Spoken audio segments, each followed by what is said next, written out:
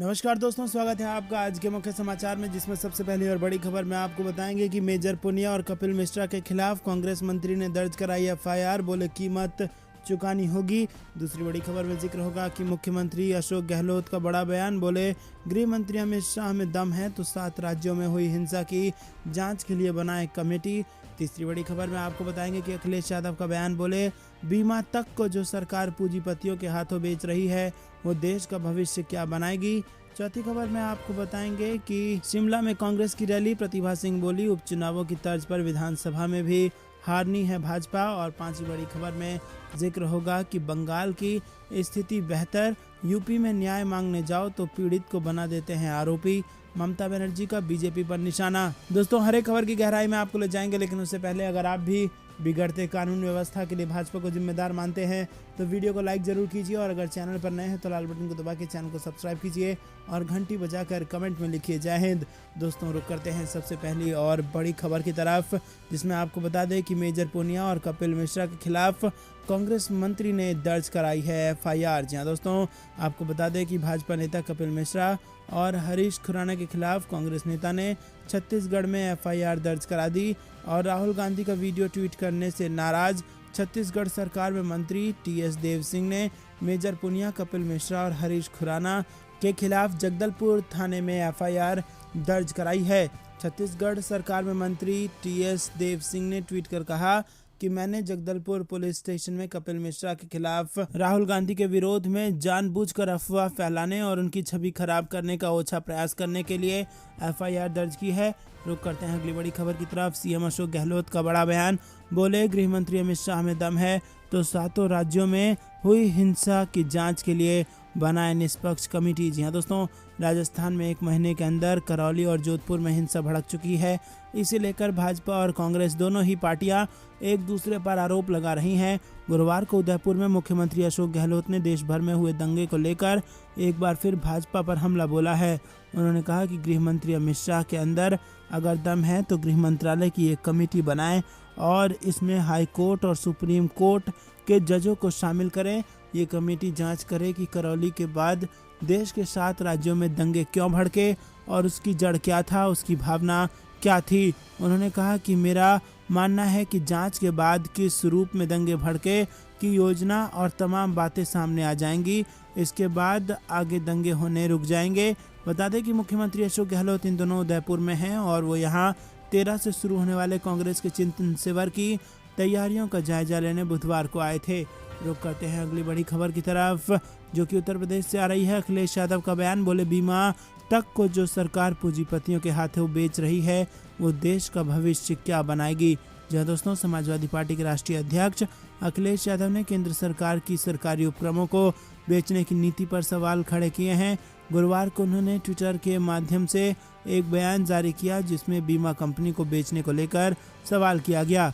पूर्व मुख्यमंत्री अखिलेश यादव ने लिखा है कि भविष्य की अनिश्चितता व जोखिम से बचाने वाली बीमा तक को जो सरकार पूंजीपतियों के हाथों बेच रही है वो देश का भविष्य क्या बनाएगी। परिवार वाले ही बीमा की जरूरत व सुरक्षा का महत्व समझते हैं। मध्य वर्ग को इस पर गंभीरता से सोचना होगा। भाजपा देश को आर्थिक बदहाली के आपातकाल में ले आई है। अखिलेश यादव ने झांसी में प्रेस कॉन्फ्रेंस में कई मामलों में बीजेपी सरकार पर चुटकी भी ली है।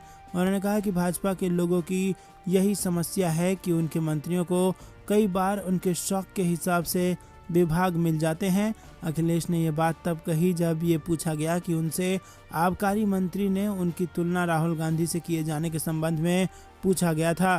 दोस्तों, रुक करते हैं अगली बड़ी खबर की तरफ, जिसमें आपको बता दें कि शिमला में कांग्रेस की रैली, प्रतिभा सिंह बोली उपचुनावों की तर्ज पर विधानसभा में भी हारेगी भारतीय जनता पार्टी। जी हां दोस्तों, हिमाचल प्रदेश कांग्रेस अध्यक्ष प्रतिभा सिंह ने गुरुवार को चौड़ा मैदान में आयोजित रैली से चुनावी शंखनाद कर दिया। उन्होंने कहा कि उपचुनावों की तर्ज पर विधानसभा में भी भाजपा को हराना है और नेताओं और कार्यकर्ताओं से अभी से फील्ड में डट जाने का आह्वान करते हुए उन्होंने कहा कि तब तक चैन से नहीं सोना है जब तक पार्टी को सत्ता में ना ले आए।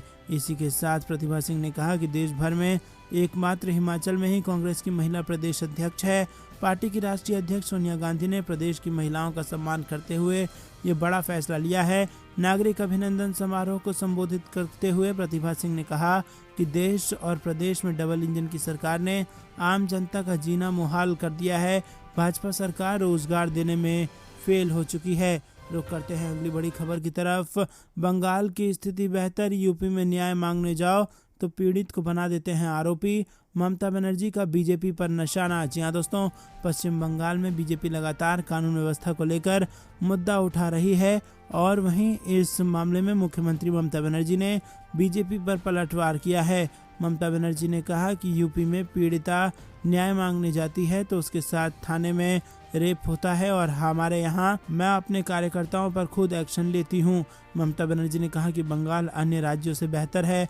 यूपी में आज लड़कियों को इंसाफ दिलाने के लिए जाती हैं लड़कियां तो पीड़ितों को ही आरोपी बना दिया जाता है, लेकिन हाँ हम ऐसा नहीं करते।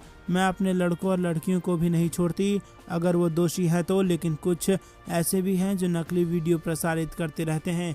दोस्तों रुक करते हैं अगली बड़ी खबर की तरफ जो कि लाउड स्पीकर से जुड़ी आ रही है। लाउड स्पीकर विवाद पर बोले लालू, हनुमान चालीसा पढ़ना है तो मंदिर में जाइए, मस्जिद में क्यों जा रहे हैं। जी हाँ दोस्तों, आपको बता दें कि लाउड स्पीकर विवाद पर बिहार के पूर्व मुख्यमंत्री और आरजेडी सुप्रीमो लालू प्रसाद यादव ने बड़ी प्रतिक्रिया दी है। उन्होंने कहा कि आप मस्जिद में क्यों जा रहे हो, हनुमान चालीसा पढ़ना है तो आप मंदिर में पढ़ो ना भाई। लालू प्रसाद ने इसे बहुत गलत बताते हुए कहा कि ये देश का टुकड़ा करने का प्रयास है। पूर्व मुख्यमंत्री ने कहा कि लाउड स्पीकर विवाद के बहाने देश के लोगों को इरिटेट किया जा रहा है ताकि लोग रिएक्ट करें और दंगा फसाद हो। बता दें कि लालू प्रसाद यादव को जमानत मिलने के बाद अब हॉस्पिटल से भी डिस्चार्ज कर दिया गया है। फिलहाल वो दिल्ली में बेटी मीसा भारती के घर हैं। उन्होंने खुद बताया है कि वो कुछ दिन दिल्ली में ही रहेंगे। इसी के साथ दोस्तों आपको बता दें कि एम्स से छुट्टी के बाद आरजेडी सुप्रीमो ने कहा कि मैं अब ठीक हूं, डॉक्टरों की देख रेख में मुझे डिस्चार्ज किया गया है और एक हफ्ते बाद डॉक्टरों ने फिर बुलाया है। अगर सब कुछ ठीक रहा तो उसके बाद मैं पटना जाऊंगा। लाउड स्पीकर विवाद पर लालू प्रसाद यादव ने कहा कि बीजेपी वाले ऐसे ही देश को बांटने का काम कर रहे हैं। दोस्तों रुक करते हैं अगली बड़ी खबर की तरफ।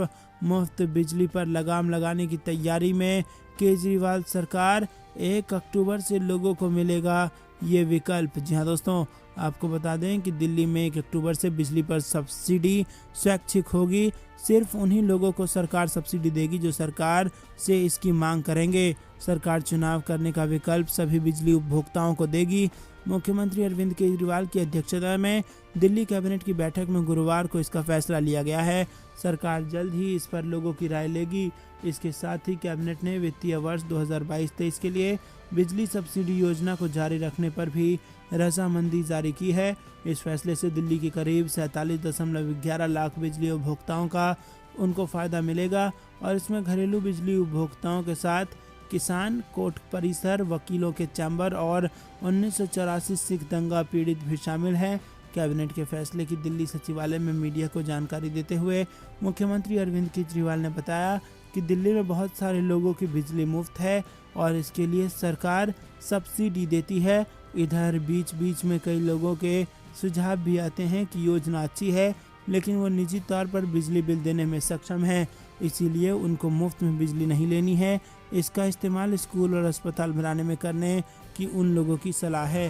दोस्तों रुक करते हैं अगली बड़ी खबर की तरफ। चलो अयोध्या, राज ठाकरे के बाद सीएम उद्धव ने भी तैयार की योजना, सियासत गरमाई। जी हाँ दोस्तों, आपको बता दें कि महाराष्ट्र में राज ठाकरे के बयानों से सियासत गरमाई हुई है। हिंदुत्व के मुद्दे पर राज ठाकरे लगातार शिवसेना पर हमलावर रहे हैं। औरंगाबाद में लाउड स्पीकर को लेकर उनके बयानों पर विवाद अभी भी गरमाया हुआ है। अब शिवसेना भी राज ठाकरे को जवाब देने की तैयारियों में जुट गई है। राज ठाकरे के अयोध्या जाने के ऐलान के बाद महाराष्ट्र के मुख्यमंत्री उद्धव ठाकरे ने भी अयोध्या जाने की तैयारी कर ली है। अयोध्या को लेकर महाराष्ट्र में सियासत गरमा गई है। सूत्रों के मुताबिक राज ठाकरे के 5 जून के अयोध्या के ऐलान के बाद उद्धव ठाकरे और आदित्य ठाकरे भी अयोध्या जाने के लिए तैयार हैं। आदित्य ठाकरे ने 12 मई की तारीख दी थी, पर कम समय में सुरक्षा को लेकर सवाल खड़े कर उन्होंने अपने अयोध्या दौरे की तारीख आगे बढ़ा दी है। अब आदित्य ठाकरे मई के अंत में अयोध्या जाएंगे। वहीं महाराष्ट्र के मुख्यमंत्री उद्धव ठाकरे भी अयोध्या जाने को लेकर विचार खिलाफ कानून व्यवस्था के मुद्दे को गरमाए रखेगी समाजवादी पार्टी।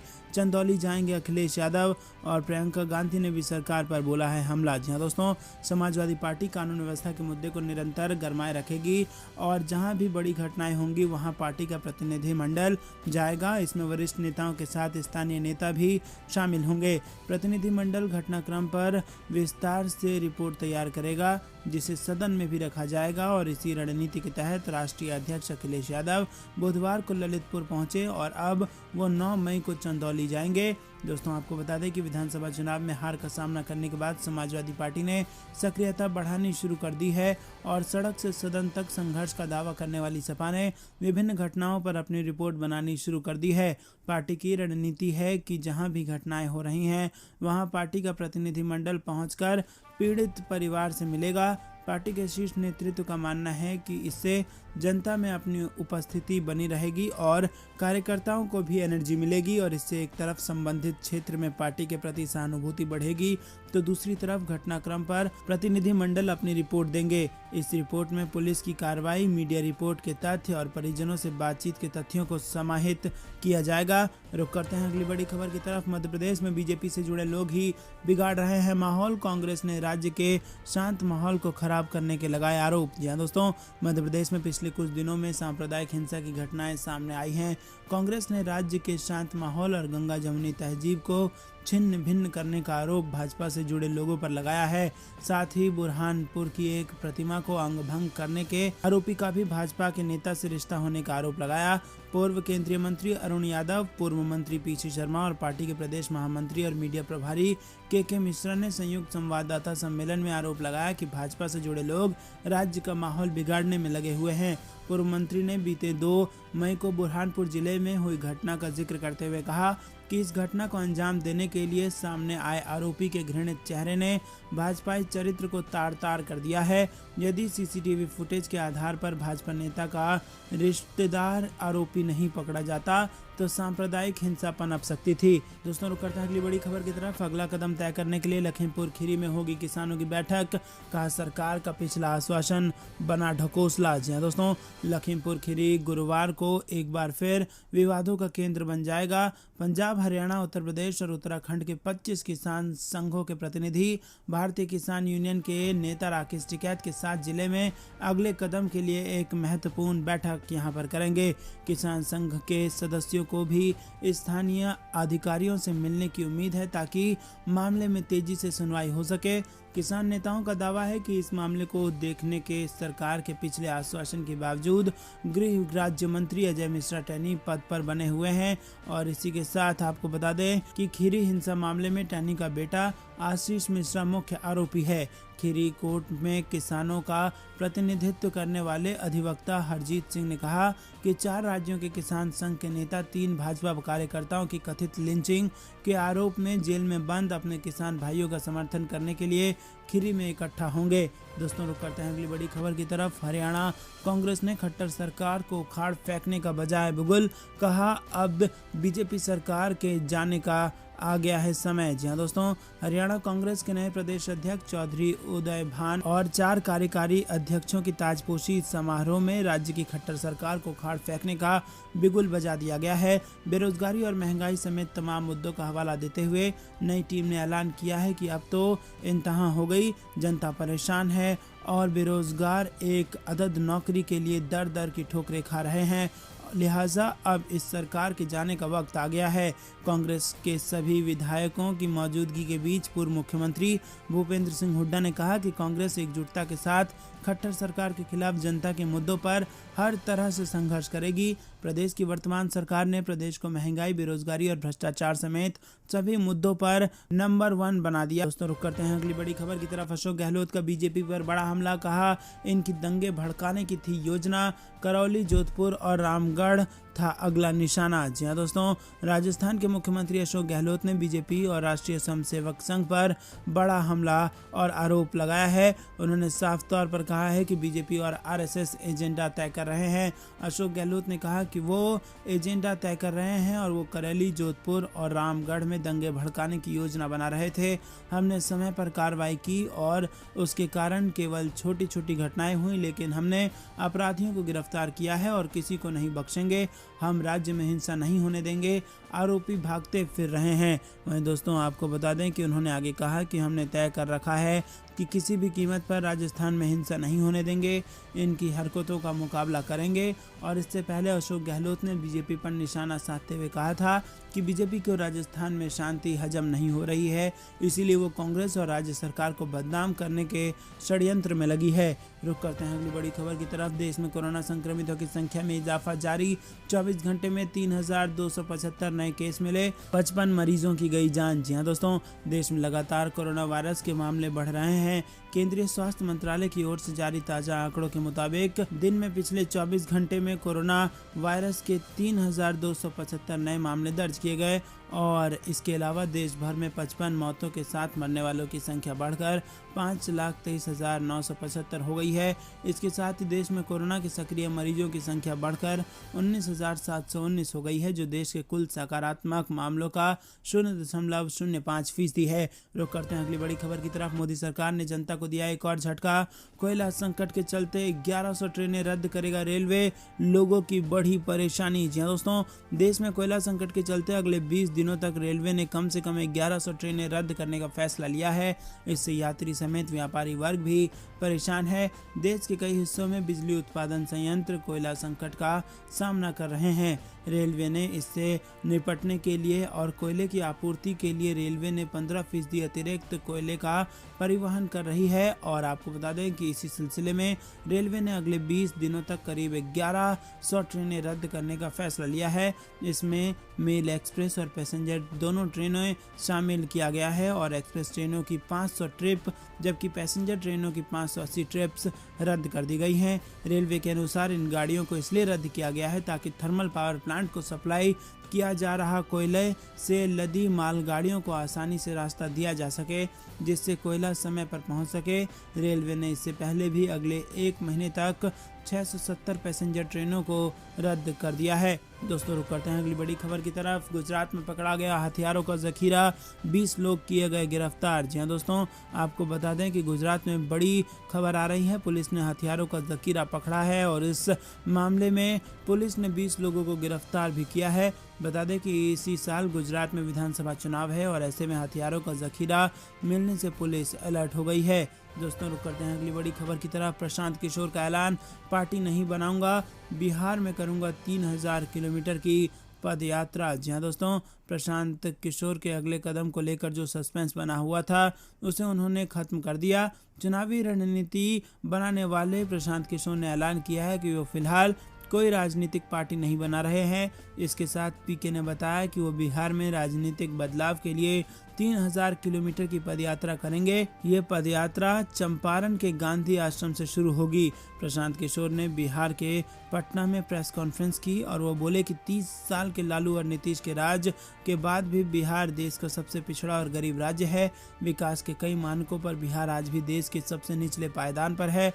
बिहार अगर आने वाले समय में अग्रणी राज्यों की सूची में आना चाहता है तो इसके लिए नई सोच और नए प्रयास की जरूरत है। दोस्तों रुक करते हैं अगली बड़ी खबर की तरफ। बढ़ सकते हैं दूध तेल के दाम, महंगाई अभी और सताएगी। जी हाँ दोस्तों, भारतीय रिजर्व बैंक के गवर्नर शक्तिकांत दास ने बुधवार को कहा कि रूस यूक्रेन युद्ध को लेकर वैश्विक स्थिति के कारण दुनिया के बाजारों में खाने के सामान के दाम अप्रत्याशित रूप से बढ़े हैं, जिसका असर घरेलू बाजार में भी दिख रहा है। उन्होंने कहा कि आने वाले समय में महंगाई का दबाव बना रह सकता है, यानी आगे महंगाई और बढ़ने की आशंका है। बिना किसी तय कार्यक्रम के मौद्रिक नीति समिति की 2-4 मई को हुई बैठक के बाद आरबीआई ने बुधवार को प्रमुख नीतिगत दर रेपो को तत्काल प्रभाव से बढ़ाने की घोषणा की।